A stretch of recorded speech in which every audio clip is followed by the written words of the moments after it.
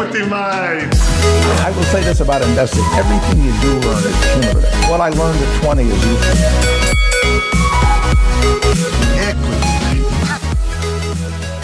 Welcome to another episode of Equity Mates, a podcast that follows our journey of investing. Whether you're an absolute beginner or approaching Warren Buffett status, our aim is to help break down your barriers from beginning to dividend.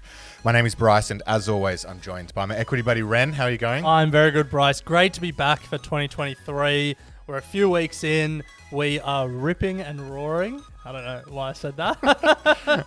And I'm really excited to kick off this series. We've spoken a little bit about investing psychology, but we're doing 3 episodes all about mastering your trading mind. Yeah, that's it. And our brains aren't naturally wired for trading, but the good news is, Ren, they can be rewired. And IG is helping traders master their trading mind and take control of the emotions, biases, and psychological influences that come with trading. And this helps traders and investors develop a plan and stick to it to stay cool under pressure. And we know that we need to stay cool this year and to be the best that they can be. So a massive thank you to IG for sponsoring this episode. They've collected a wealth of information, including interviews with experts, articles, podcasts, and eBooks, and collected them all in their Master Your Trading Mind hub. You can find it by searching Master Your Trading Mind or heading to the Master Your Trading Mind hub on IG.com. Now, Bryce, we're kicking off a 3-part series, 3 interviews with 3 experts, all on the topic of investing and trading psychology, how we master our mind, how we control our emotions, how we correct our cognitive biases, and interestingly, something I haven't thought a lot about, how we recover. Yes, the post-trade ice bath. Yeah. I mean, it's pretty mentally taxing. It is. Losing It's as much money as I lost last year. So to kick it off, we've got a guest, an expert that we've spoken to before on video, but never actually on the podcast. So excited for this one. Who have we got to start the series? That's right, Ren. It is our absolute pleasure to welcome Jason McIntosh, founder of Motion Trader. You may have seen Jason join us on our AusBiz show a couple of years ago.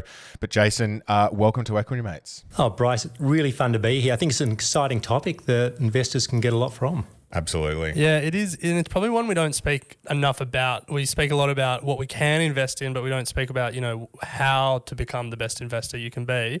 Let's start with managing emotions, something that I think we all feel when real money's on the line. If you were going to associate one emotion with investing, what would it be? It's such an interesting question because a lot's said about emotion in terms of that we need to take emotion out of the process. We need to be clinical in the way we look at markets. And I think to a large extent, I think that's true. But we've also got to recognise and remember that we're all human and emotions are part of who we are.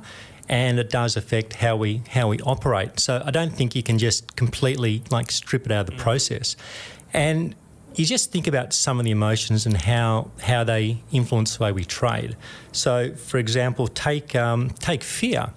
Now you think, what is the emotion of fear all about? So fear's all about alerting us to a potential dangerous situation.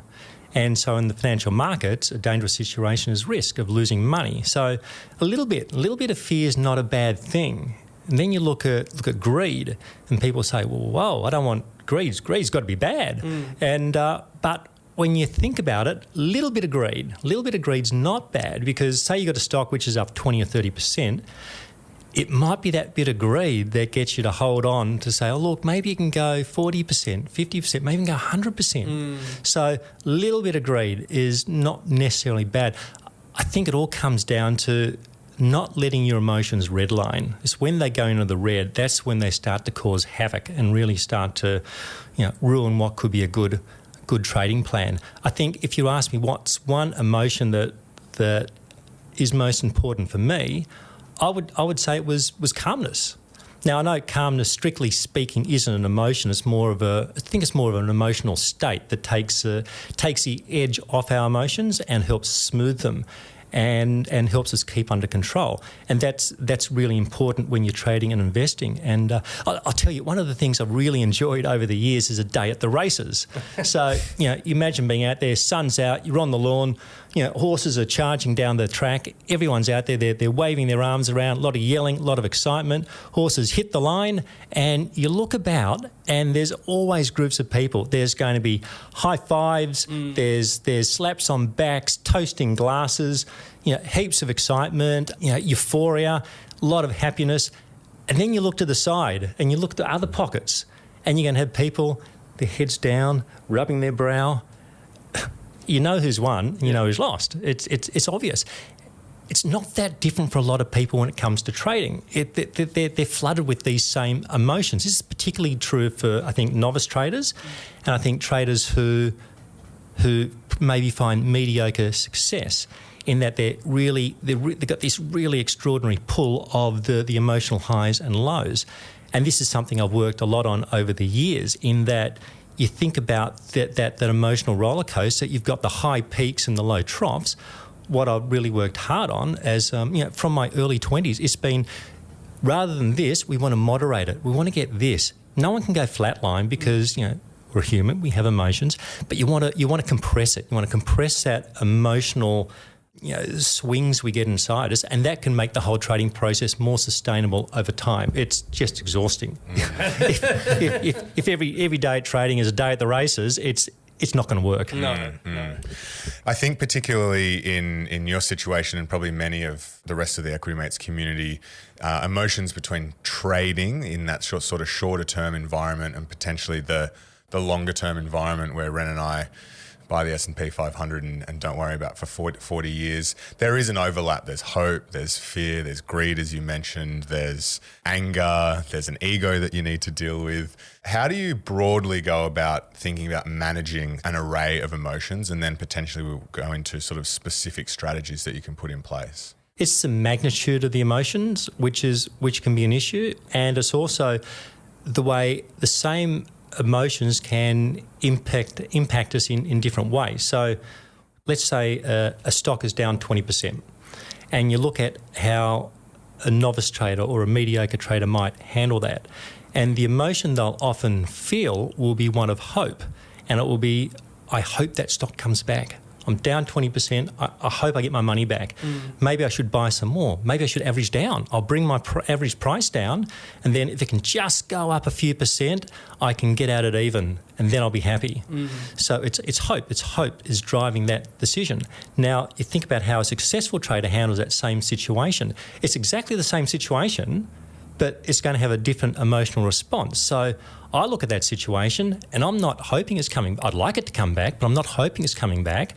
I'm fearful it's going to get worse. I'm fearful it's going to spiral lower, and I'm going to have a big wealth destructive event, and I'm going to be down 50%, 80%. Then what do I do? So it's, for me, my decision will be governed by fear, and I'll have a stop loss and leave my line in the sand. I'll say, hey, didn't work, sell, move on to the next trade. Now you flip it, you look at a profitable situation and how the emotions handled then. So your mediocre or your novice guy will say, look, I'm up 20%. That's pretty good. Not getting much in the bank. I've made 20% in 3 months, 6 months, whatever it may be. The emotion they're feeling now, there's a bit of fears creeping in. And they're fearing they're going to give that profit back. They fear giving back a modest profit. So then they're inclined to say, look, I better sell it, or I better set a very close stop loss. I can't give much back. But of course, that caps your upside potential. You sell for 20%, how do you get 50%? How do you get 100%? Look at the successful trader. It's another story. They'll be now working on hope. Be like, yeah, I hope that runs a bit further. Hope that gets up to 30%. Hope it gets to 100%. It's and they'll have different strategies for that. They'll give it some room to move. They'll let their profit run.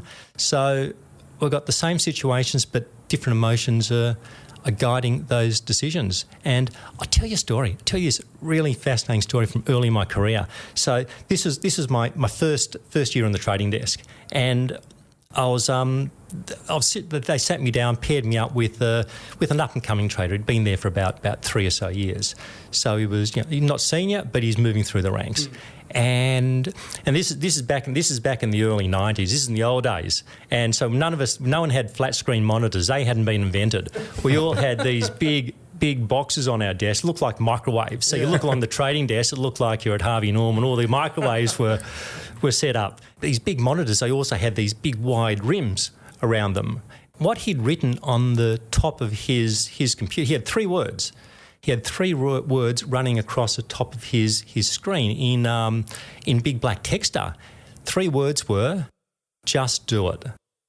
So, of course, the famous Nike slogan about getting up, taking action, making something happen, pushing forward, inspirational stuff, to get us pushing up, pushing on.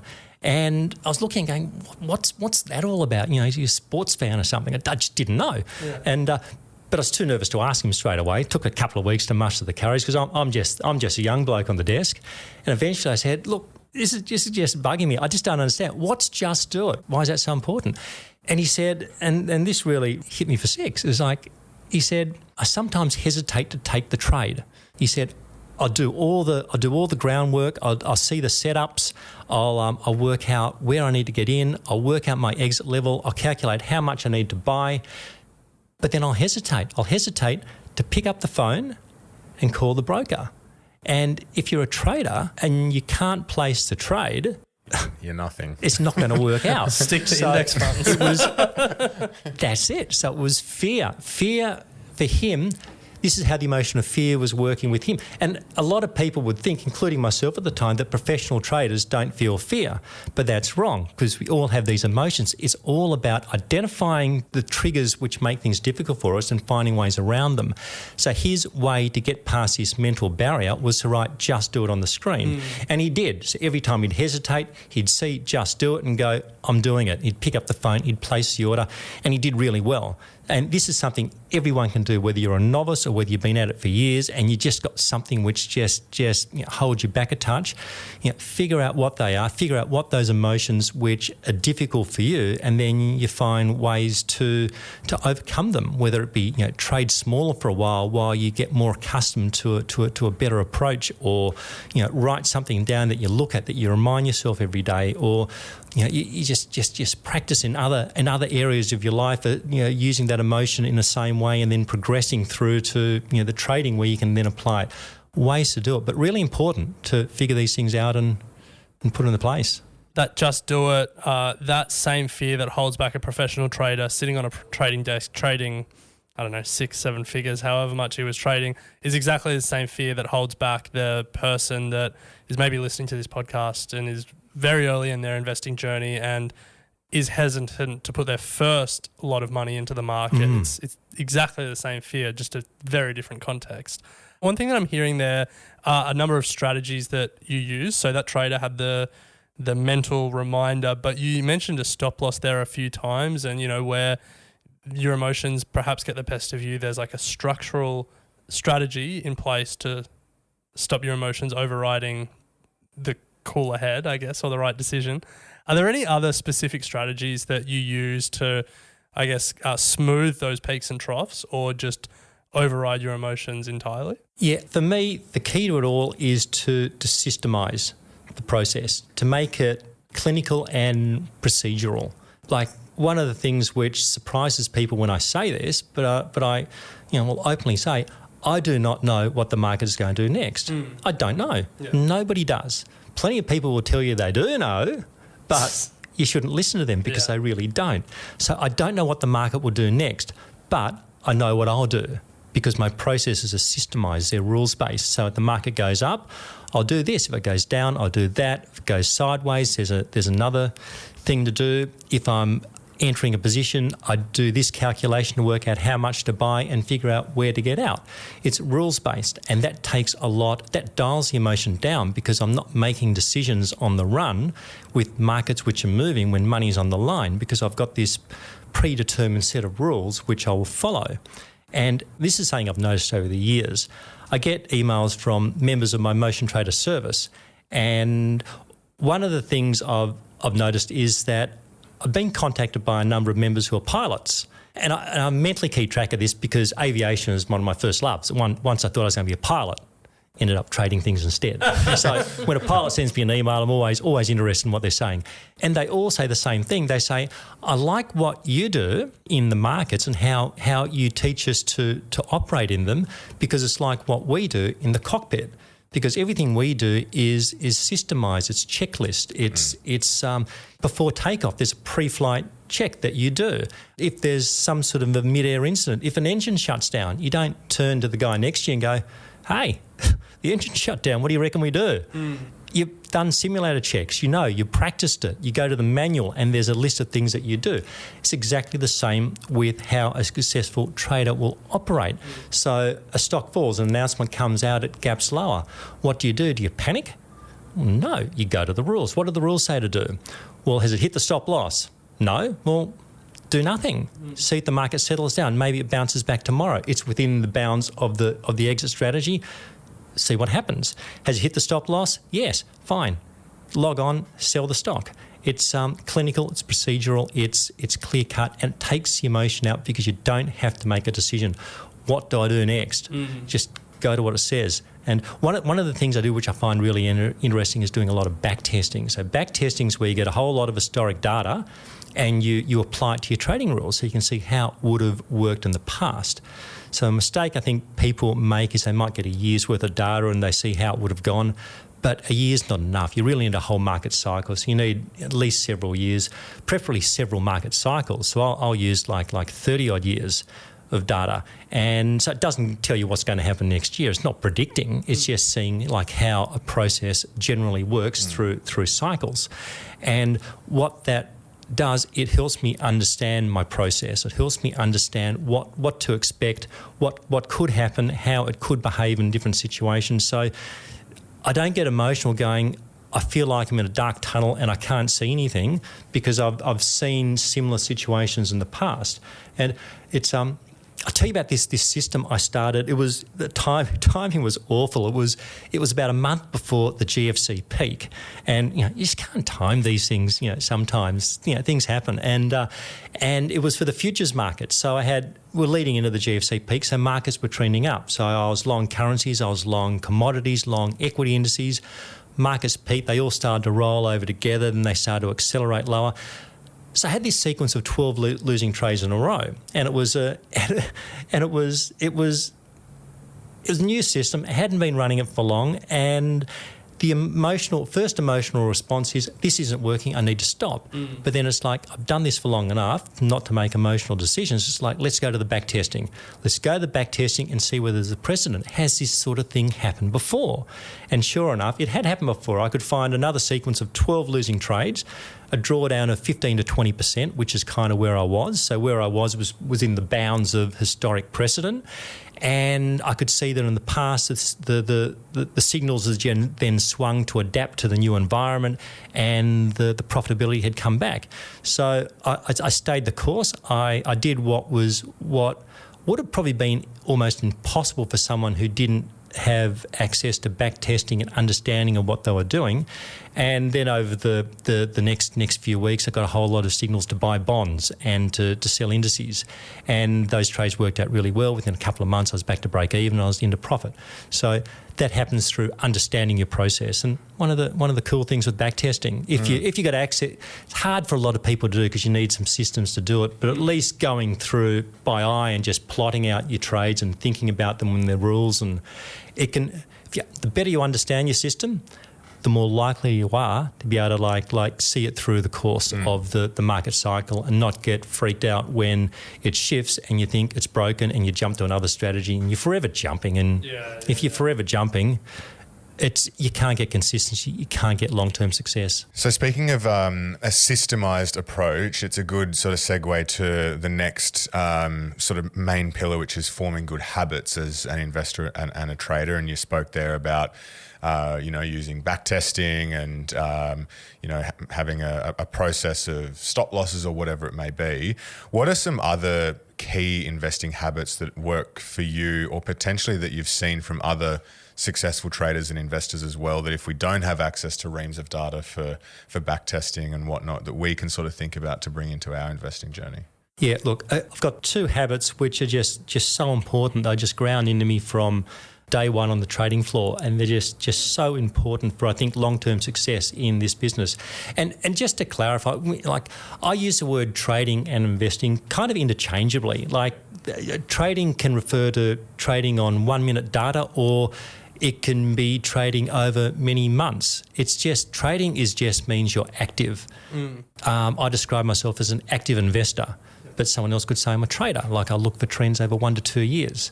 So that's, for me, that's active investing. It's just you're you're not passive. You're not buying and holding for 20 years. Yeah.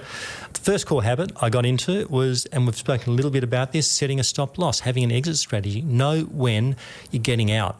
Protecting capital, and doesn't matter if you can be an investor, you can be a short-term trader, longer-term trader. Protecting capital is key. If you lose your capital, it's all over. Yeah. You've got to protect your capital. So many people will look at an opportunity and go, how much could I make? What they should start with is, how much could I lose? Yes, what we can make is important. That's one of the components in the risk-reward equation. But how much we could lose is, if you could make 100%, but what if you could lose 100% as well? Well, I don't want to play that trade. It doesn't work for me. So it's not just about how much you can make. You've got to look at how much you can lose, potentially. And it reminds me of a quote which comes. This is one of my mentors. I describe this guy as a mentor through print. So I don't know him personally, but some of our best mentors can come through books. Yeah, Warren Buffett. Because he's probably mentor to millions of people. Yeah, seriously. It's so. One of the things I can't say enough to people is read about successful people and make their ways your ways. There's no secrets in this business. It's all the best ideas have been done for centuries. Yeah. Copy what works. You don't have to reinvent the wheel. Not necessary. So this guy's called Larry Hite. So he's a pioneer of algorithmic trend following, and fascinating guy. This quote of his, I read this early in my career. He said, "If you don't bet, you can't win. But if you lose all your chips, you can't bet." So that encapsulates the trading process so well, because our business is about taking risk. But if we take too much risk and the house gets all our chips, well, we've got to walk out. We're gone. It's all over. So you've got to protect your capital. This is why stop loss is so important. The other habit which I think people need to get into, and this can be emotionally a harder one for a lot of people, it is being able to delay a reward, to resist the temptation of taking an early reward. So in the case of trading, it's taking an early profit. So it resists the urge to take that 20% gain, because you take 20% gain, you can't get a bigger gain. And this is a tricky thing for a lot of people to do, because they worry about giving back those profits. But it's you find if you want to have a portfolio that can potentially outperform the market, you get that by the big outlier stocks which run a long way. You don't make it by having a whole lot of 20% wins. They'll cancel out your 20% losses. So you net, you muddle through at best. You've got to have those big outliers, and you can only get the big outliers if you resist the urge to take small profits. There's this fascinating research done on not specifically on trading, but on the ability to resist the urge to take a reward. It was done back in the 1960s. This guy called Walter Mischel did it at Stanford, and it was done with kids, with preschool kids. And he got this group of kids. Individually, they'd go into a room and say, "Okay, here's a marshmallow. I'm going to leave you in this room for 15 minutes, and if you don't eat the marshmallow, I'll give you another one." How easy is that? And apparently not that easy, because he leaves the room and 70% of the kids just gobble back the marshmallow. They just can't wait. Like, some of them try to hold the line. They cover their eyes. They turn their backs. They talk to the marshmallow. They do all sorts of things, pull at their hair to distract themselves. But 70% of them give in at some point. And he's done this longitudinal study on these kids throughout the decades to come. And what he found was that the longer they were able to delay the temptation to take a reward, the better they did later in life from all aspects, financially, physically, emotionally, academically. It makes so much sense when you think about it. If you can say no to yourself, you can control that emotional impulse to do something, and for the potential of for a potentially better future outcome, you put yourself ahead of the game. That's an important thing for people to take on board. Yeah, that's fascinating. Now, we've mentioned stop losses a few times, and I think a lot of people will be familiar with them, but if they're not, it's when the stock price reaches a certain predefined level, your broker will automatically sell that position for you. The question always becomes, where do you set your stop loss at? Now, I imagine it changes based on the security and how much you're investing and the volatility in the stock or whatever it is. I'm sure there's a number of individual factors that go into it, but do you have any rules of thumb when it comes to setting a stop loss? Look, you're right, Alec. It really does depend on. It can depend on your time frame. It can depend on a host of things. You can set it. You can use a percentage-based trailing stop. You can use a volatility-based trailing stop. All sorts of ways to do it. But just generally speaking, I think the one thing I'd say on this, generally speaking, is give your stocks room to move, particularly after they start moving upwards. Give them room to move. The mistake I see so many people make is that they set a tight trailing stop and they say, look, I'm letting my profit run. What's wrong with setting a tight stop? I don't want to give anything back. But if you jam your stop loss up so close below the share price, it's going to trigger because markets move around. They don't move in a linear way. It's someone might say, look, 10%, surely 10%'s got to be good enough. You look at a stock chart, of a stock which has gone up 100%. It's probably had several 20 to 30% pullbacks along the way. 10% is not going to get you there. You've got to give it room to move. This tendency to want to protect open equity leads to so many people leaving so much money on the table because they're out too soon. So that's the one thing I'd say on. It's a big topic, but the quick wrap on it is give them room to move. Yeah. So Jason, let's turn to trading DNA, which is another pillar. In other words, finding out what works for you, because it's not like you decide day one, I want to start deploying capital. Day two, you have the perfect strategy that suits your emotions and away you go. And Ren and I obviously had the chance to be short-term traders, or we had the chance to short the market or whatever it may be. I'm still trying to be a quant. Ren's still trying to be a quant. There are so many ways that you can make money in the stock market, strategies galore. How did you go about, or what advice do you have for people trying to figure out what their trading DNA is? Like, how long do you wait before you go, this actually isn't working for me, or I need to move to and try something different? What advice do you have? It's such an open thing. It's like, I look back at my own start. I started when I was about 14 or 15, year 9, year 10 at school. Dad was involved with speculative mining stocks in WA. So that was my entry point to the stock market during the 1980s boom.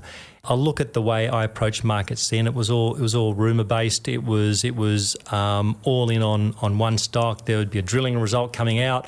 It's like, there's, rumours are there'll be a good result, so let's go all in.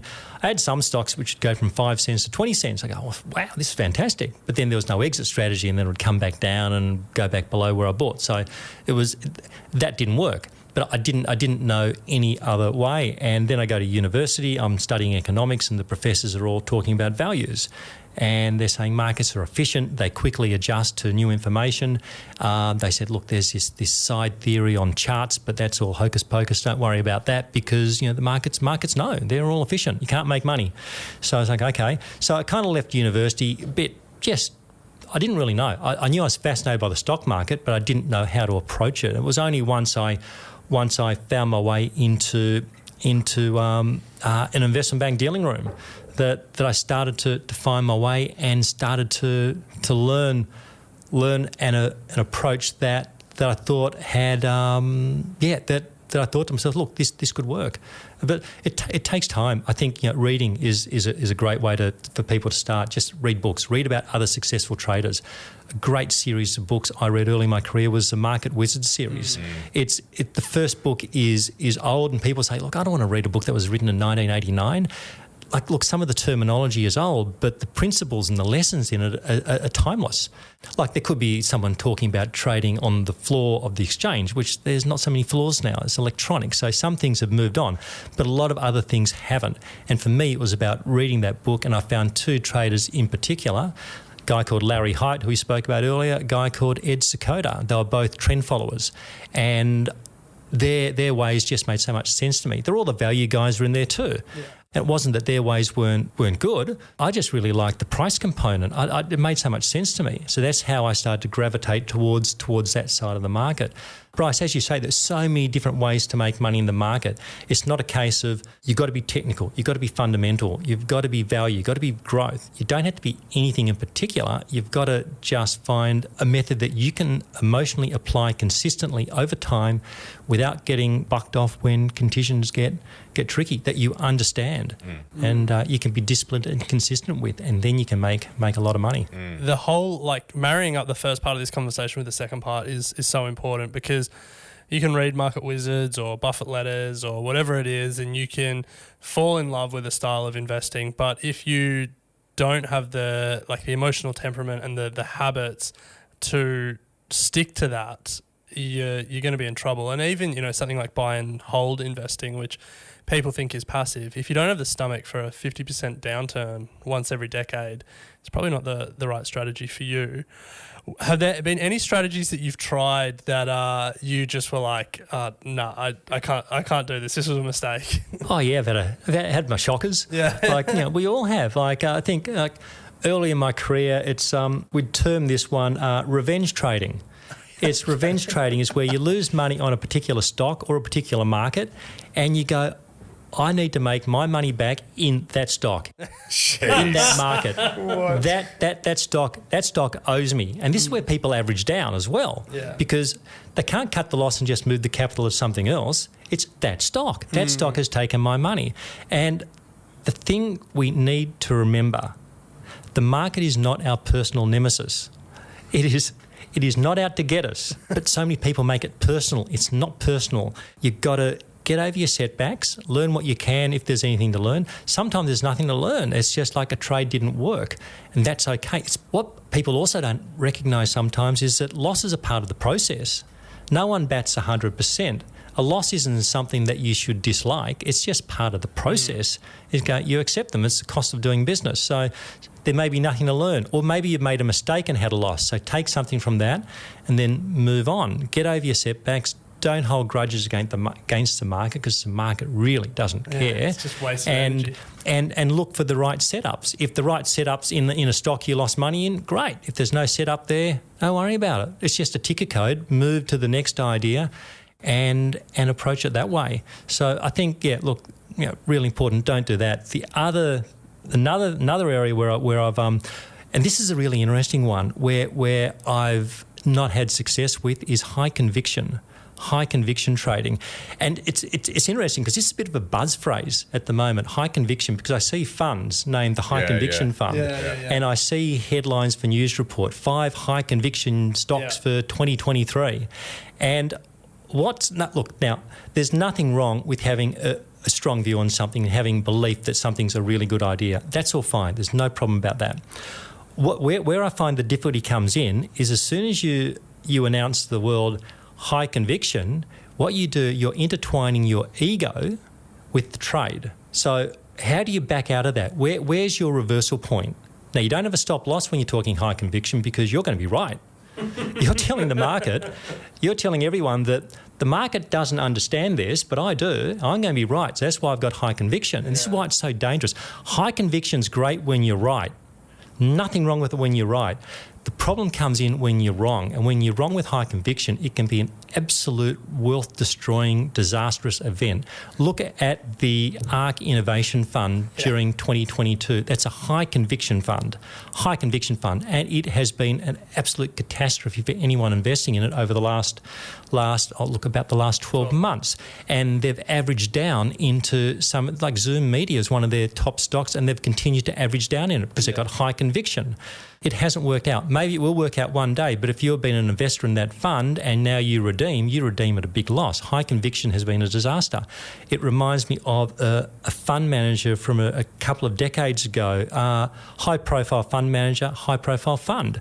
And he had high conviction that, I won't name the stock because it starts to then join the dots back to the person. It was a big-name stock which had a rough couple of years. And he said, this stock is trading below its breakup value. This is a high conviction buy.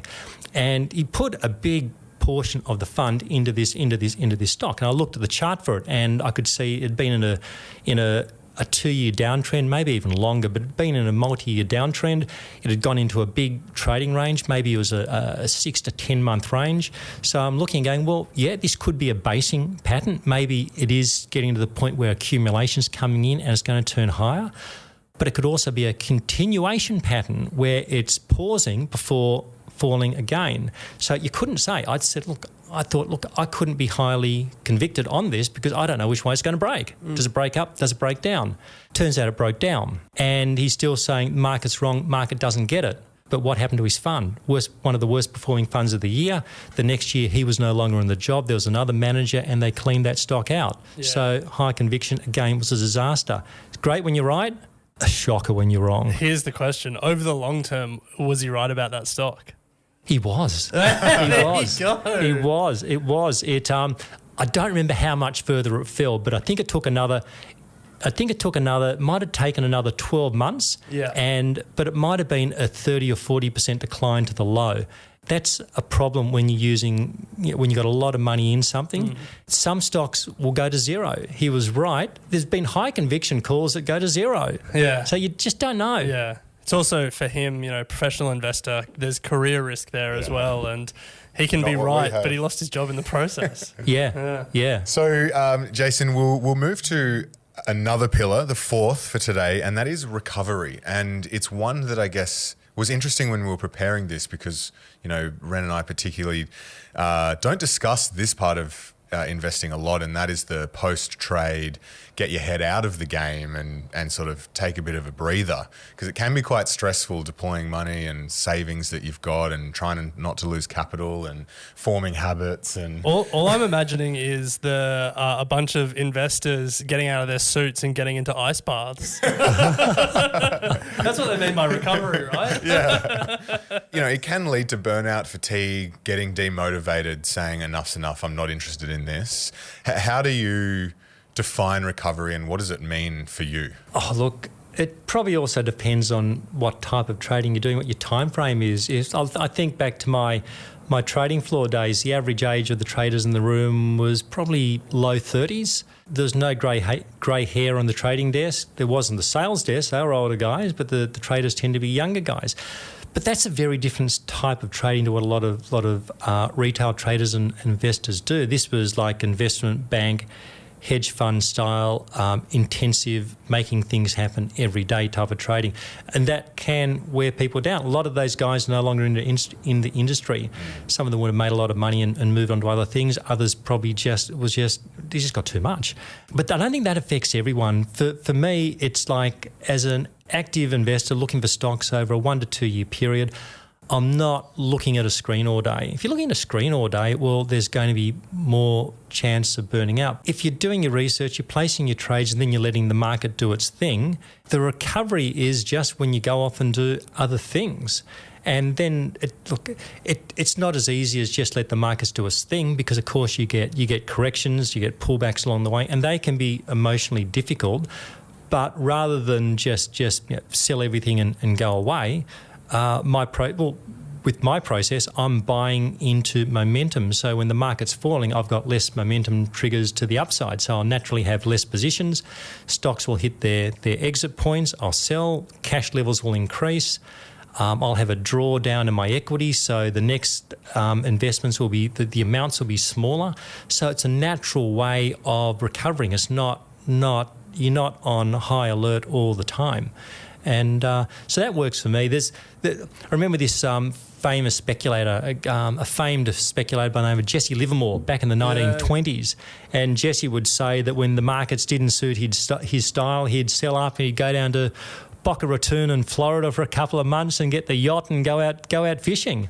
And it was like his philosophy was, don't fight the market. If the trades aren't there, walk away. Yeah. And that's pretty much what I do. If the trends aren't there, if I'm not getting the triggers, I don't take positions. Yeah. That's the recovery. I love that. The other side of it is, I guess, when perhaps the market is there and you're looking at trends for 1 to 2 years and you've put a trade on, how do you get out of the mindset of staring at your phone, staring at the screen, constantly checking the market, and worrying about something that ultimately is out of your control when the market's doing its thing? How do you not completely switch off because you want to be tracking your portfolio, but, get out of that desperately checking your brokerage account mindset.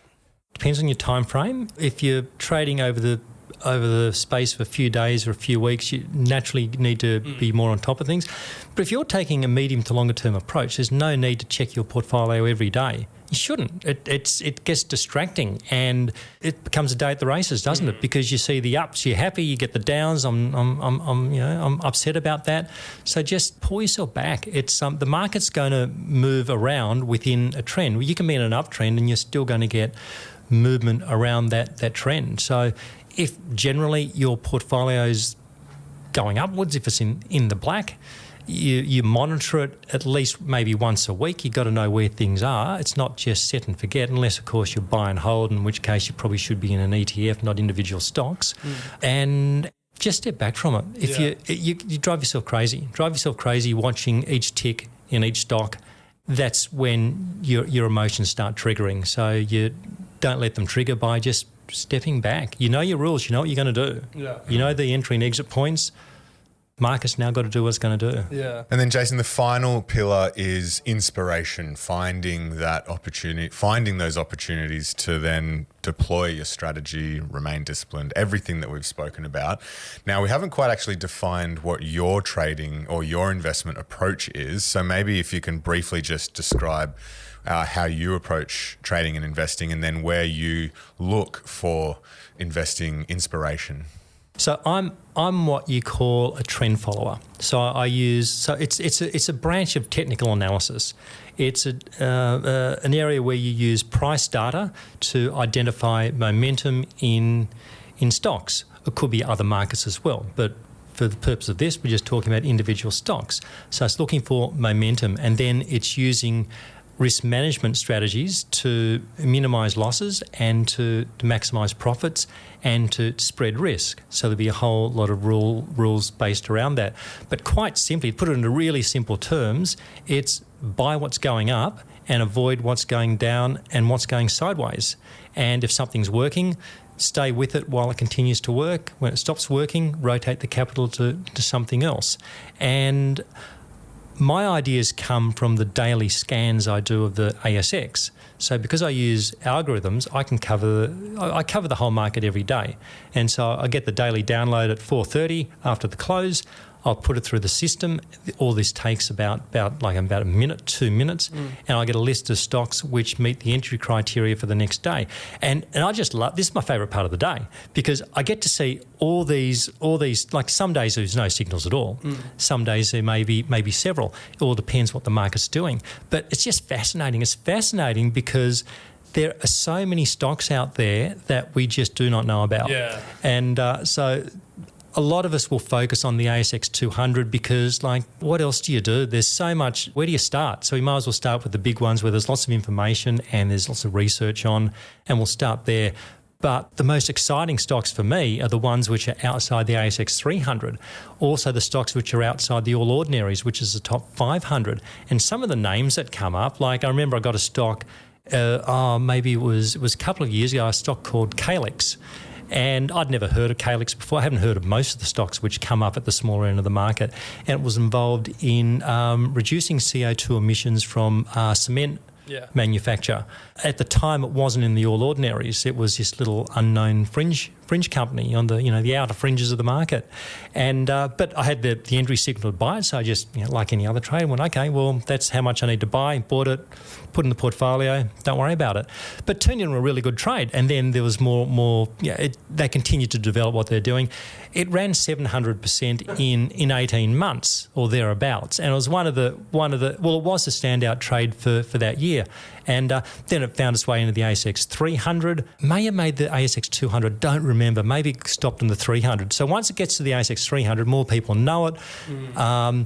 It's interesting, look at the stocks as they come into the ASX 300 and go, have I heard of that stock? Some you will have heard of, some you won't. Then look back at their share price action over the previous 2 years, and invariably you're going to see they've probably rallied maybe 100, 200%. Yeah. That's how they're getting in the ASX 300 because they've grown a lot. So how do you detect them earlier? You detect them through the momentum in the share price. So price momentum doesn't predict what's going to happen. All it does is identifies a possible future which may not be fully recognised in the fundamentals. So the fundamentals for Calix were all there, but it just wasn't fully recognised. Yeah. It's only as it started to grow, get more awareness, that side came more to the fore, but you could see it. The ripples were in the price action long before. So that's why I love that part of the day, because I'm fine. Plenty of stocks come and go with, don't do what Calix did. Plenty go and hit the stop loss and, cause a loss.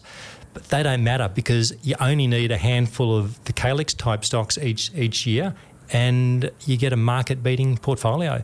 That's what I do. That's what I'm fascinated about. Yeah, that's great. Obviously, your algorithm isn't something that people can access online, but I'm sure there's a number of resources and tools online that people can access, and it can help them. Stock screeners and the like, to look at, price momentum and to filter out just the stocks that do have momentum. Are there any particular online resources that you found particularly helpful or that you recommend to other people? If someone said, look, just give me one technical indicator that I could use that might be able to help me, because there's like 1,000,001 technical indicators and most of them just confuse me. I don't know what's going on. There's lines everywhere. And if you said, just give me one, I'd say, okay, use a 100-day moving average. Doesn't get any simpler than that. A moving average, for anyone who doesn't know, it's simply the average price over the last 100 days.